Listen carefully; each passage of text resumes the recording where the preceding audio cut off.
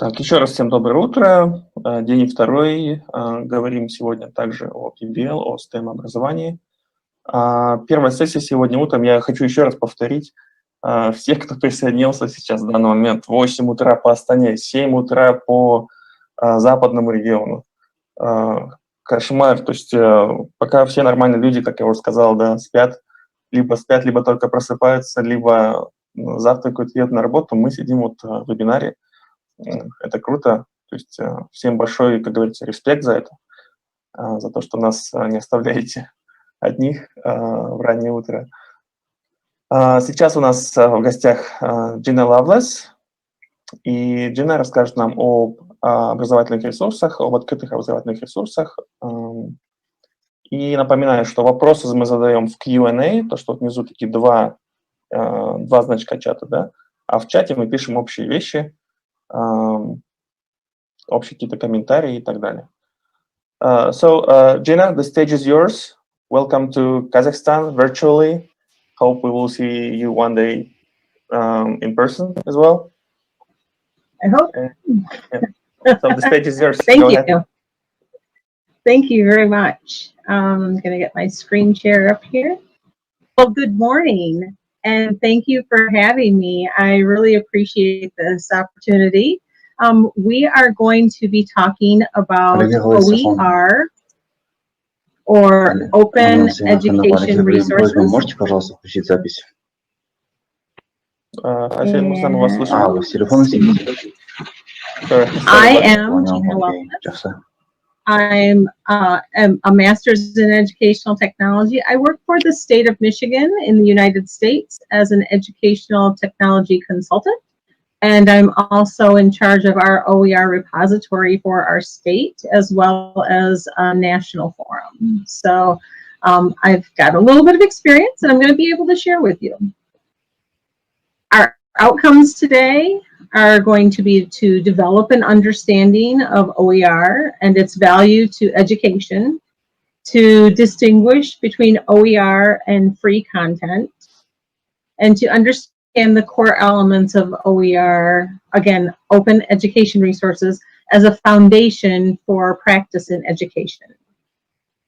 So as we get started, I want to ask you to stop and think. There's going to be several times we're going to stop and think about things. If you had the power to change anything in education, what would that be? And how would you make that change?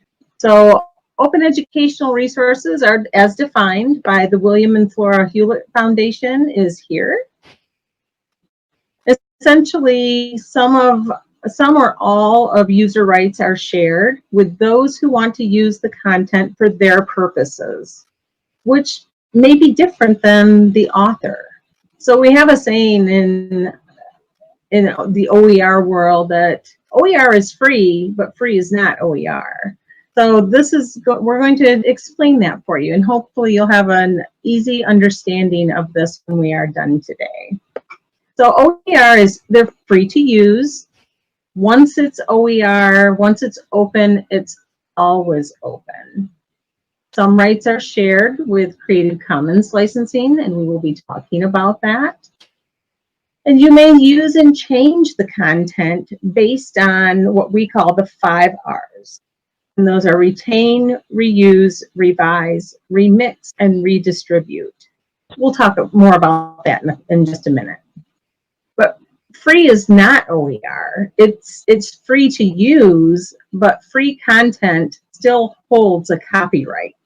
So you can't revise it. If something has a copyright and it's free, you can't necessarily make a lot of copies for all of your students unless you have permission to do that. So you can't always retain a copy for yourself, and it may change. The owner of the document or the resource that you're working with that's free may change their mind and decide that they want to try and sell it, and you may not have a way to find out if they changed kind of their version of free. So it can be a little scary sometimes. So I talked about the 5 R's a slide ago. So let's talk about those. You can retain a copy, make it your own. You can reuse it in a wide variety of ways. You can revise it. So you can take just a chunk of it, you can use the whole thing, you can remix and add to it.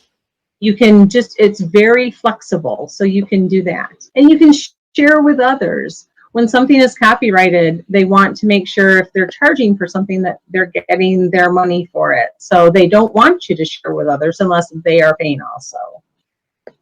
So these permissions really give anyone, these are essential to OER, these 5 R's. You need the permissions to enable schools to do powerful work, to do continuously updated material while maintaining the quality. So here's one of our reflection moments. And I know I'm asking you a little early for 5 keywords. So if you only come up with a couple, we'll get back to that. But right now, already, just after a few slides, what is one key understanding about OER versus free resources that you may take away today? And maybe a couple keywords or phrases when you think about OER. What is starting to come to mind? I'll give you just a moment. Meanwhile, we have a comment on the previous question. Colleague of ours is saying that she would give, the one thing to change in education, she would give the teacher the freedom to choose learning materials and textbooks themselves.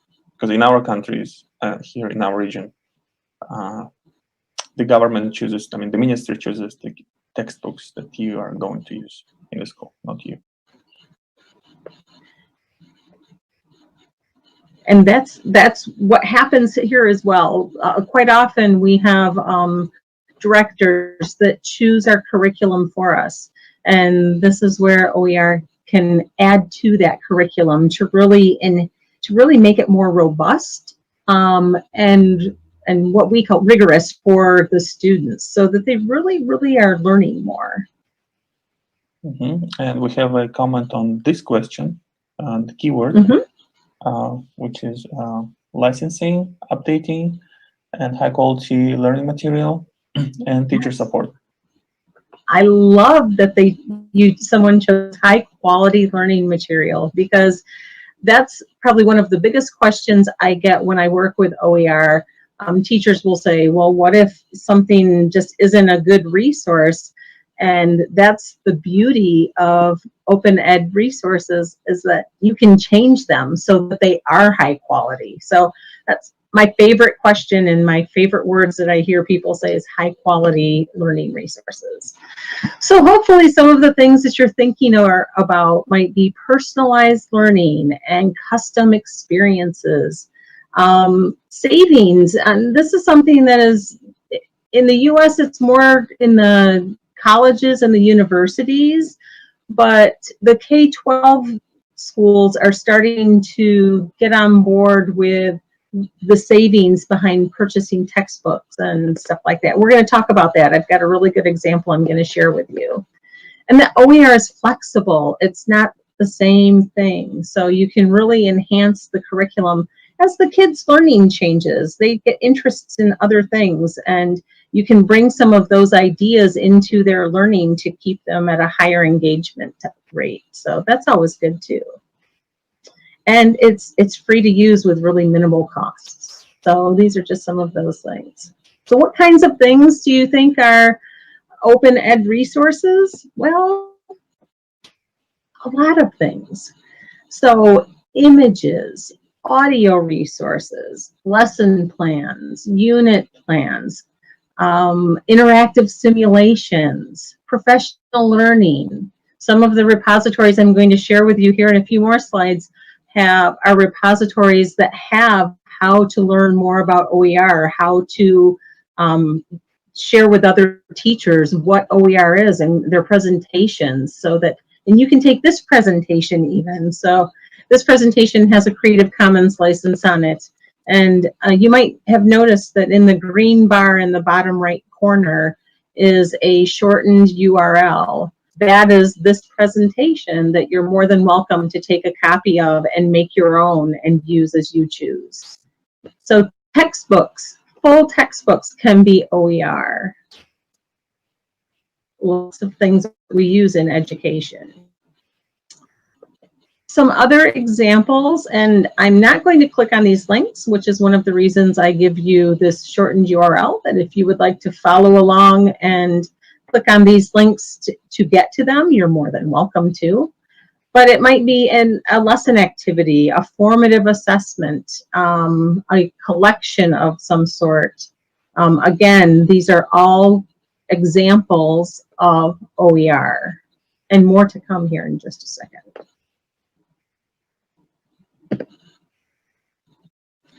So I talked about repositories, and I have to admit that I'm sharing a repository that isn't a national repository yet.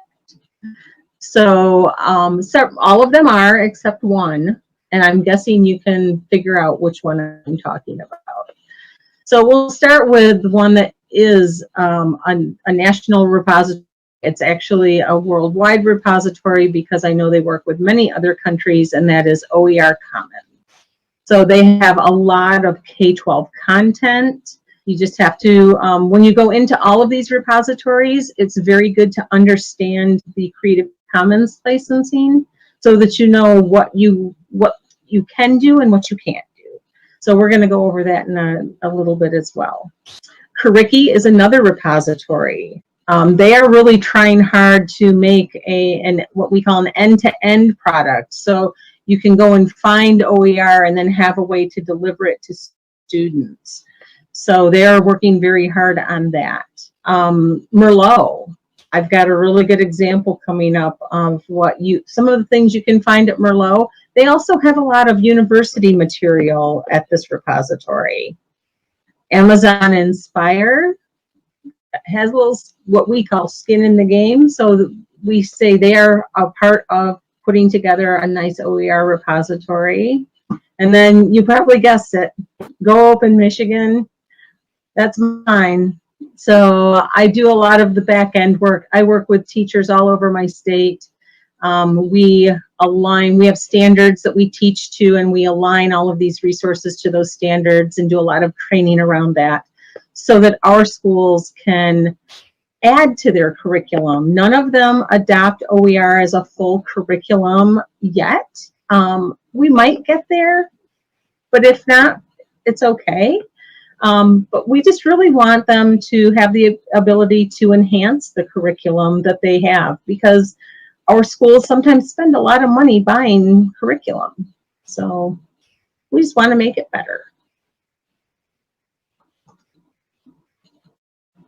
Here's one example out of the Merlot repository. And if any of you are high school chemistry teachers and you've never seen this, especially during a pandemic, it's really hard to come in and do chemistry lab when your students might be learning remotely or they might be learning social distancing. That's big where I live at right now. We're trying to decide how we're going back to school. This is a resource that is online. I put in some screenshots, and at the very bottom of their screen, I wanted to make sure I pointed out to you that it shows and says that it's right here, licensed under Creative Commons Attribution 3.0. So you can use this resource as you see fit. It does have the no derivative, so that's for this resource. I believe that means that you can't take their code on the back end and create your own chemistry interactive piece, but that's okay because I think I want to use theirs. So the students would choose their chemicals, their acids, and then they would see the reaction over in the workbench window. So that is just one of many, many resources that are at the Merlot site. At the OER Commons site, so you'll notice each of the repositories the visual, how you see the resources is different. So you'll just have to explore each of them a little bit. This is a 2-day investigation for soil samples, and this is actually a lesson for what I call the littles. So age 5 to 7, and this is a science unit. I think it's a unit. Oh, actually it's a lesson plan. And so they go through and collect soil samples and learn about science. And you can change and adapt the lesson to what you feel that you need and make it your own. My last example that I'm going to use from one of the repositories is from Curriki. And this is one of their resources that they have on Curriki that shows it has a Creative Commons Attribution Non-Commercial License. And this starts off with a video for grades 6 through 12 about what is engineering. And they actually have a whole series of what is engineering. So we do a lot of STEM classes in my district that I live in, and so this is one of the resources that they like to use. So they learn a little bit more about engineering. So what is the advantage? What is the added value that OER can give? I've had many teachers say, why do I want to learn about OER? Why? That's one more thing I have to think about. I understand. I was a teacher, and I know you're very busy planning the lessons for the day and making sure that the students are understanding everything that they need to understand. But the added value is that your textbooks can be kept up to date.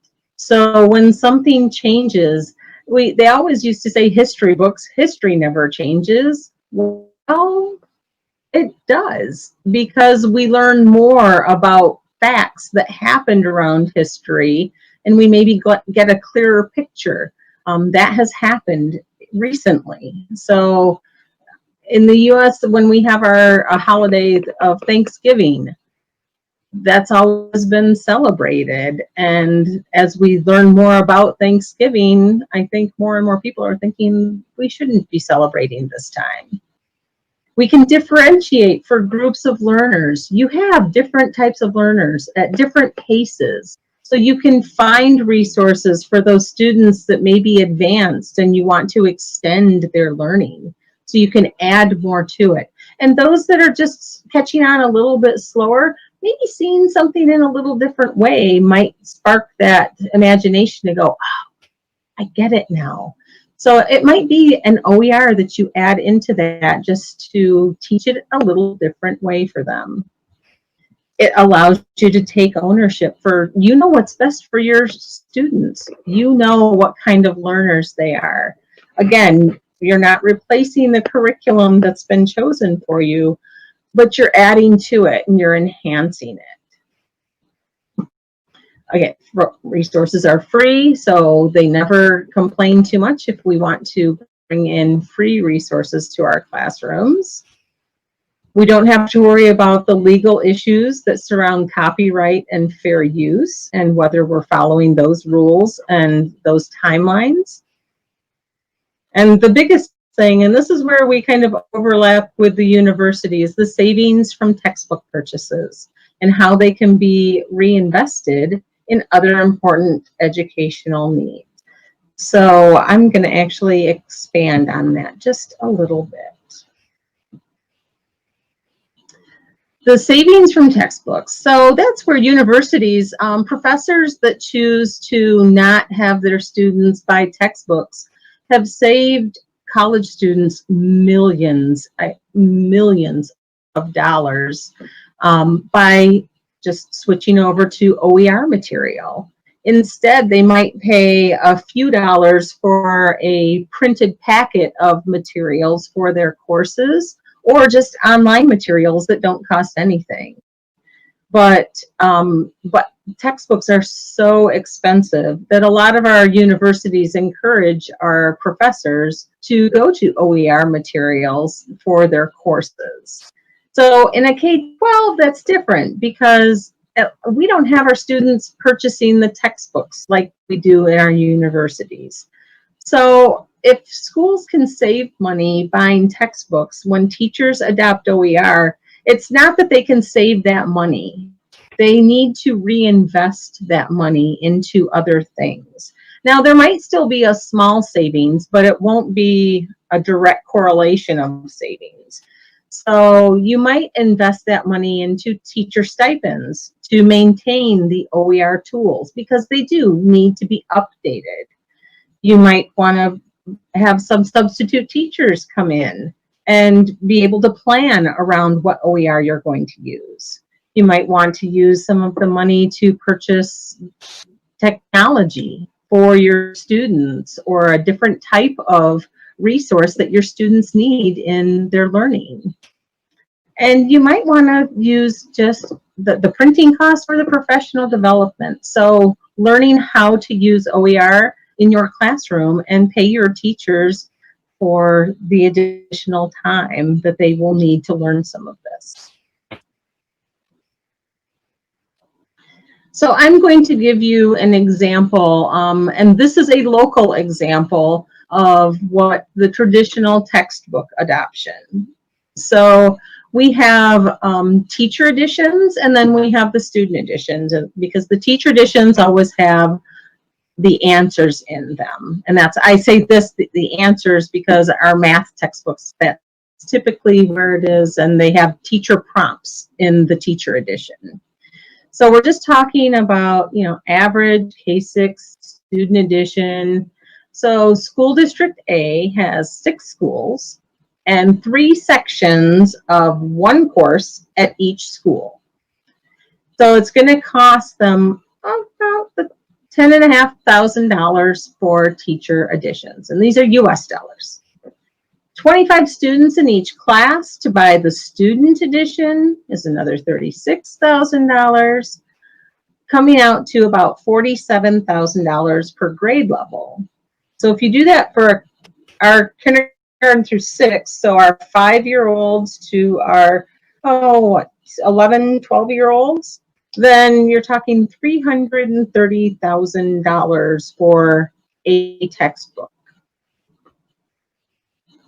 Now let's look at this a little different. Textbooks have a 6 to 8 year life cycle. Do things go out of date in those textbooks in that 6 or 8 years? Most of the time. With OER, you could take that $330,000 for those textbooks, one for each of those grade levels, and look what you could purchase, the other things that you could invest in your staff in. So instead of investing in textbooks, you invest in your staff so that they can teach better and have more resources, and maybe better resources in their kind of personal toolkit. So you might get some printing costs. You might want to pay them to do the extra work. That is often the case here in the US. So time for a reflection. What are some ideas about OER that make it worth exploring and using in your workplace? I'll give you a moment. So we have a comment. Up-to-date information. Then some original methods of teaching, and professional network of teachers, professional networking. Mm-hmm. Good ideas.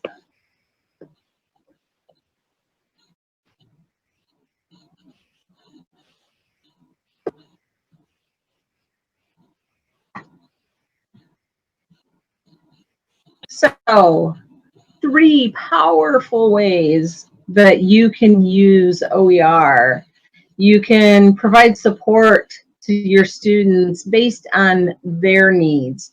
So often we're going through a curriculum and it's too fast and too slow for our students. And because you're wonderful teachers, you adapt and you give the advanced students a little more to do and you bring along the slower students.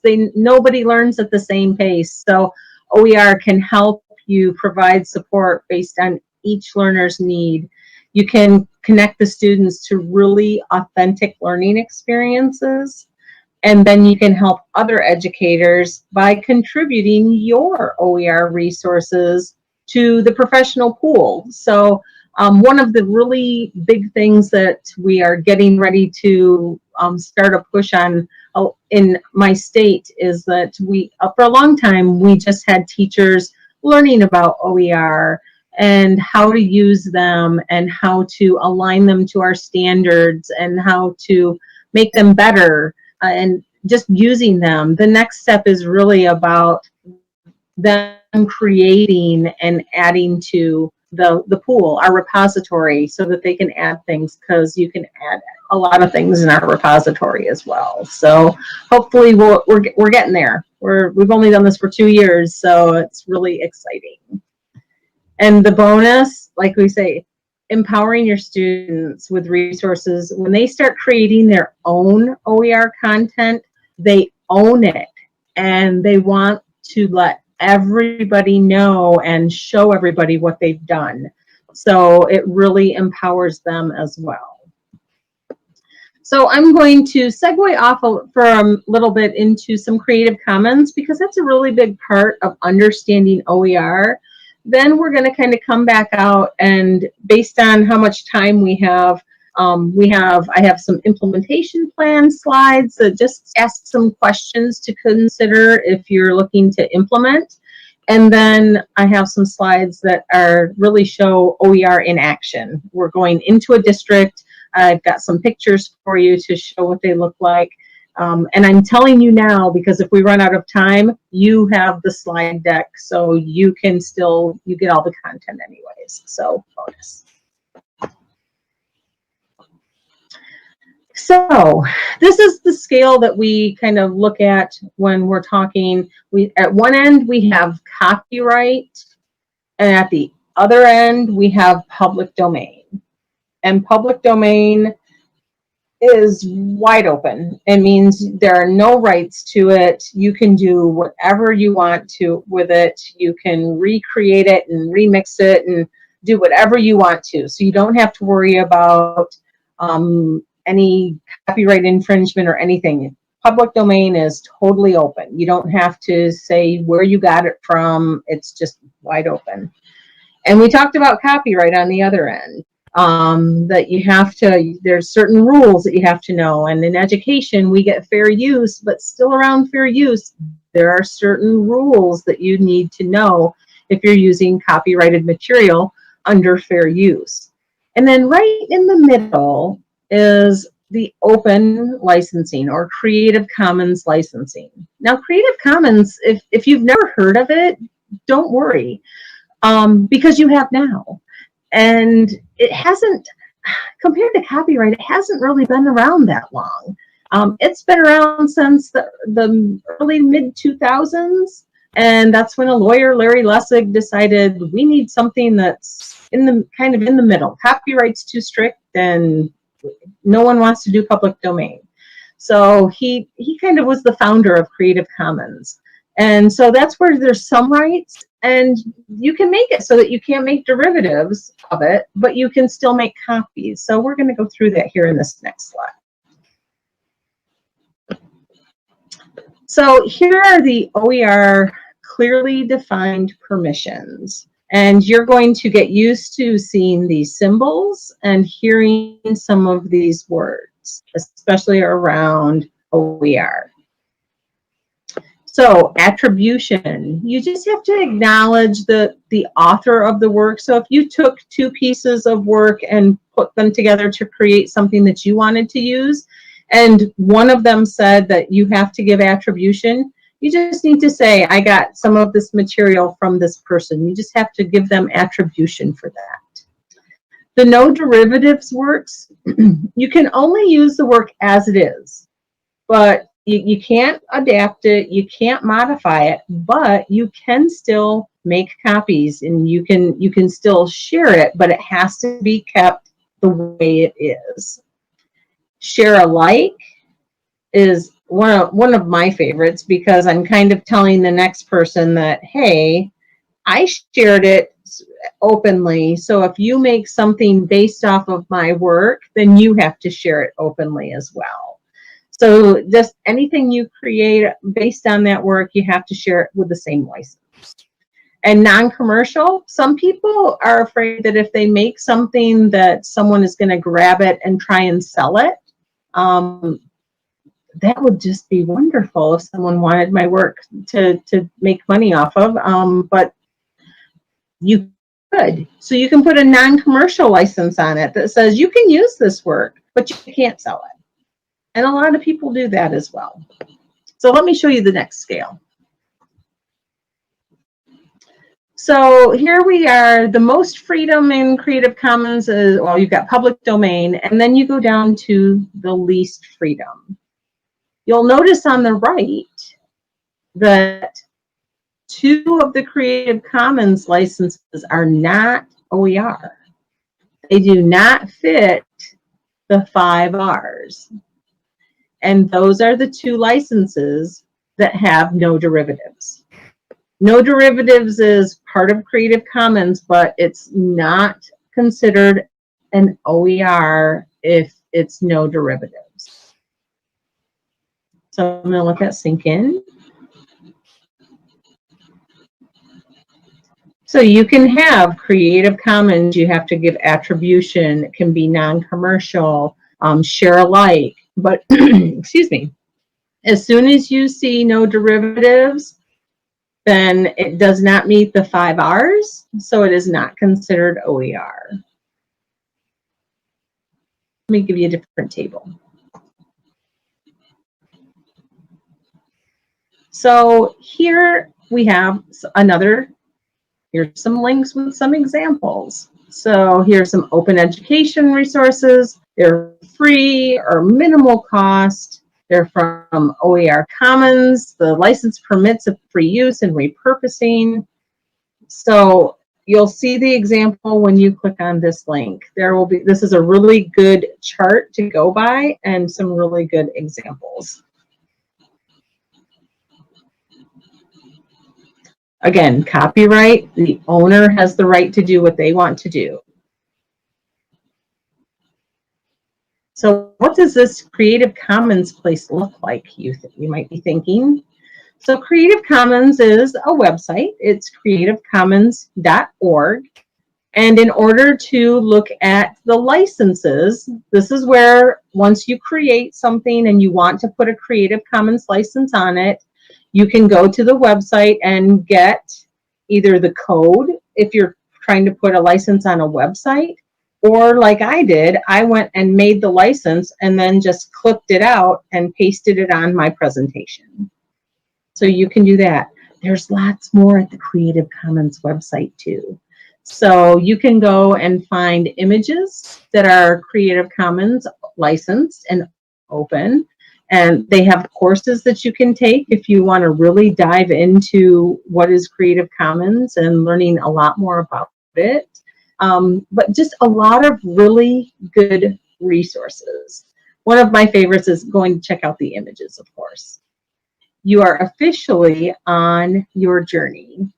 Down the OER train has left the station, and you are on a wonderful journey.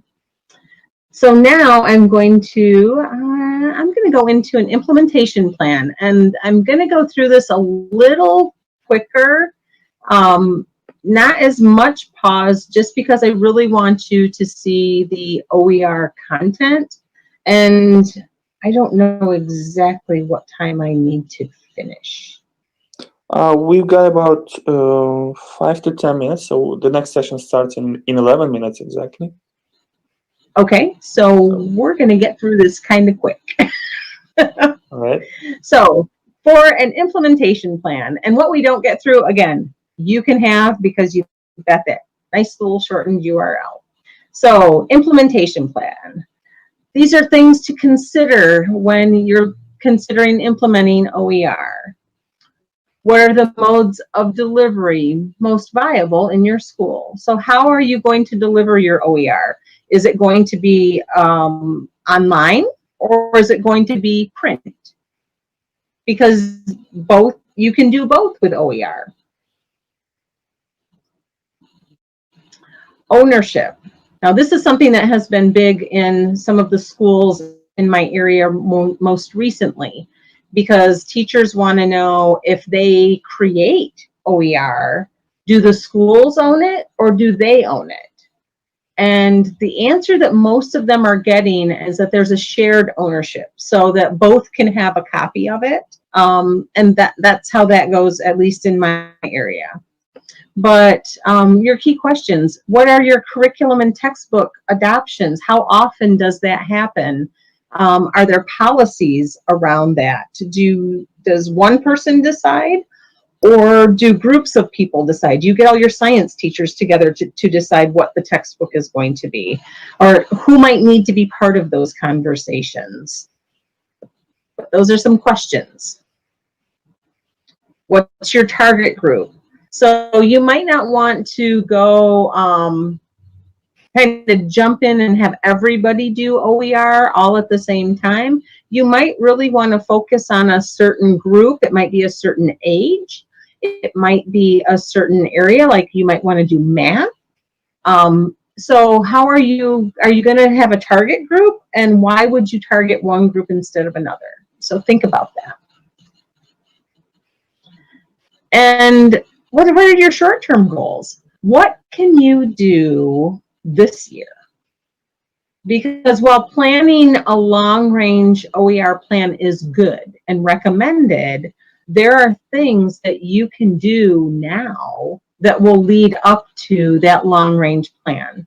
So you might have one lesson that you teach that is important for the students to know, and they just never seem to get it.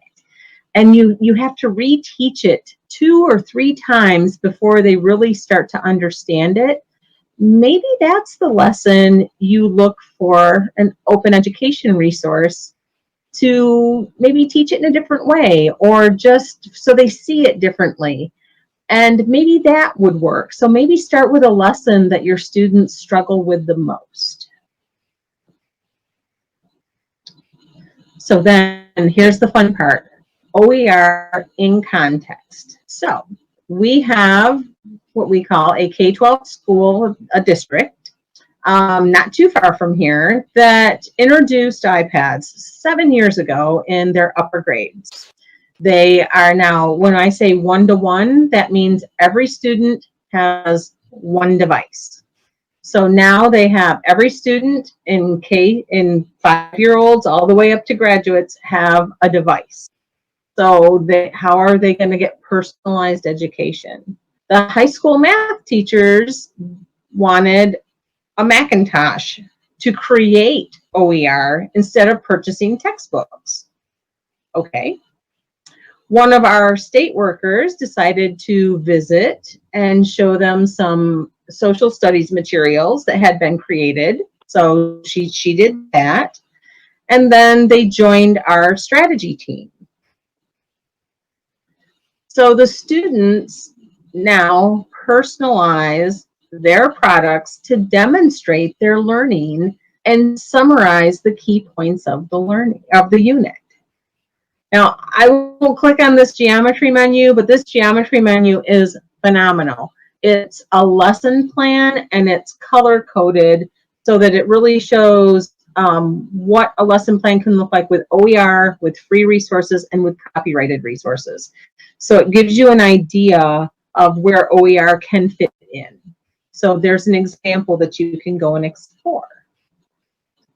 Here's another one.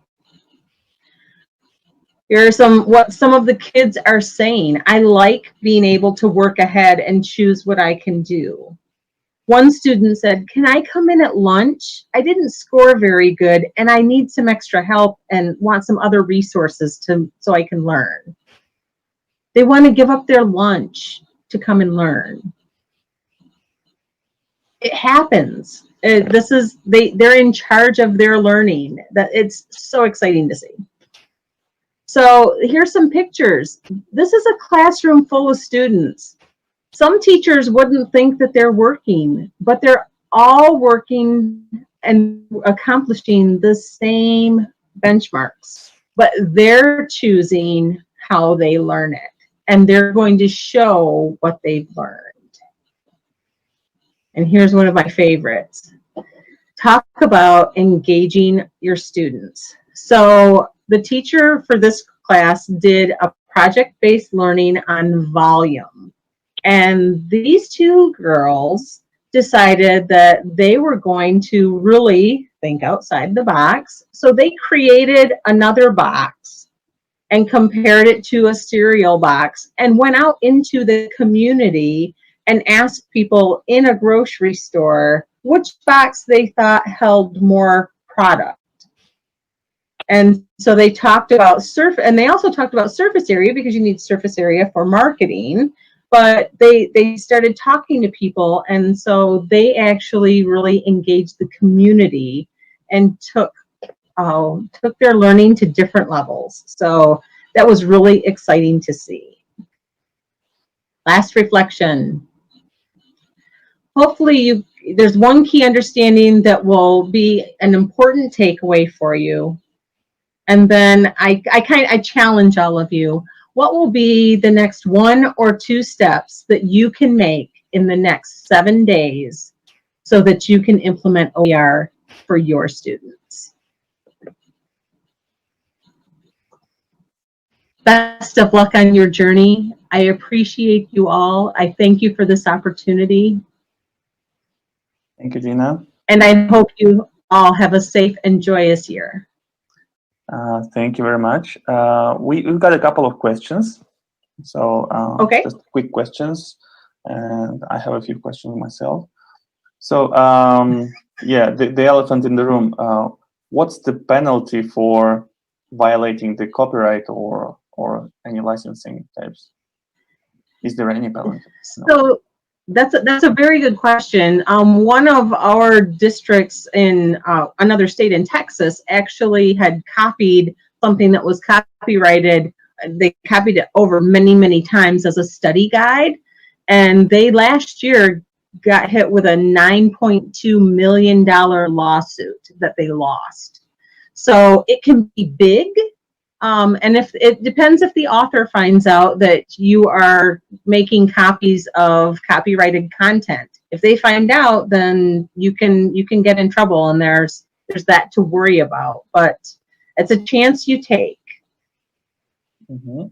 Another great question is, in the OER repositories, is there any kind of moderation of the content in terms of quality?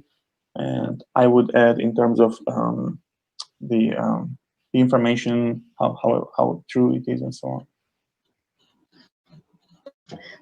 So we have a website in the US that actually goes through and critiques different curriculum, and their best curriculum that they recommend is actually all OER based.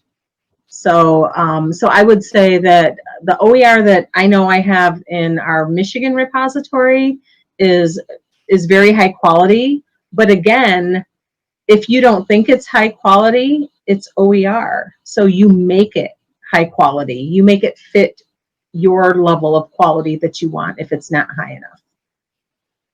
Mm-hmm.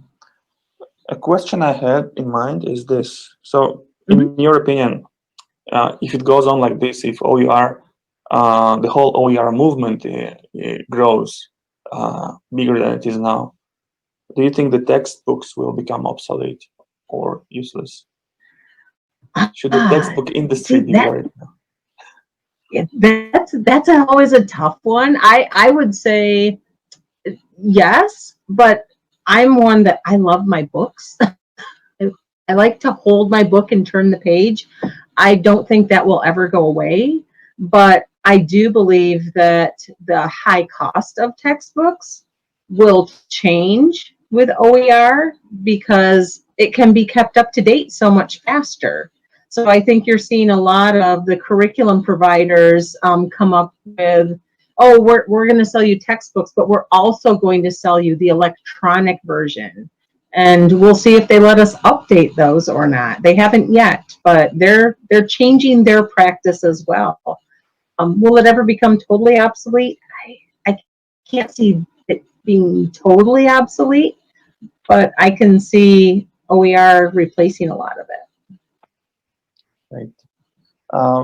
Thank you, Gina. So unfortunately, we're out of time, and we still have a few questions left. So I would ask my colleagues to maybe email them to you. Could you please go to the slide where it shows your email or Twitter feed?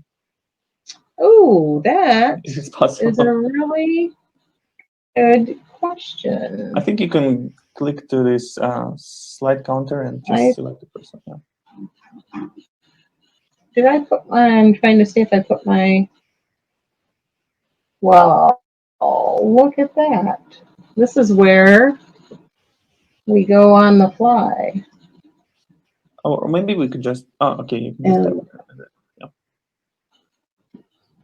Коллеги, я извиняюсь, у нас не хватает времени на все вопросы, но я уверен, что Джина ответит, если вы вышлите на email. Если вам нужна будет помощь перевести вопросы, то обязательно вам поможем. All right. Thank you, Gina. We will see each other again later this week, as far as I know. Yes. So far, enjoy your night. And I will stop sharing and turn this over to you. Thank you very much. Thank you. And see you next time. And I will see you Thursday.